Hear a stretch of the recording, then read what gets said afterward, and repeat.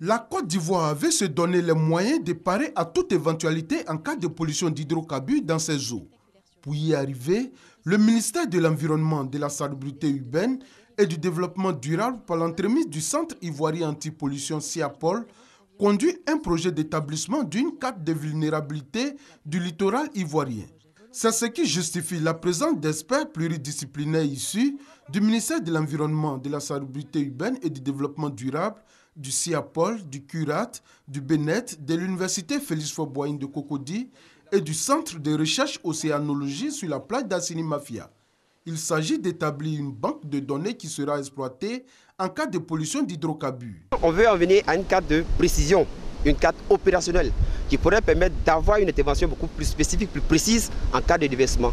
On a un cas de figure spécifique ici. À marée haute, quelquefois, la mer traverse carrément et se retrouve en lagune.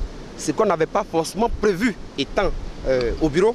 Donc c'est encore un atout d'avoir fait le terrain qui permet d'avoir des données plus précises. C'est pour dire qu'il faut élargir la lutte jusqu'à la lagune intérieure. Les travaux ont démarré depuis le mercredi 24 juin par la vérification des données satellitaires recueillies, le recensement des dispositifs dans chaque village et aussi la vérification de la praticabilité des pistes menant au littoral. Ces données vont permettre d'établir sur tout le littoral allant de la frontière du Ghana à celle du Libéria une carte des zones sensibles à protéger. Profitant de la présence des experts du CIAPOL sur le sol, les populations d'Assini ont exprimé leur inquiétude quant à l'avancée de la mer. Ici, quand la mer déverse comme ça, vient, en tout cas, ça traverse le village jusqu'à dans la lagune. Alors quand c'est comme ça, dans ta chambre même, il y a la mer qui vient. Ça casse des maisons. Tout récemment, ça a cassé ma maison. On a essayé de voir avec les gens pour nous aider à nous recasier quelque part.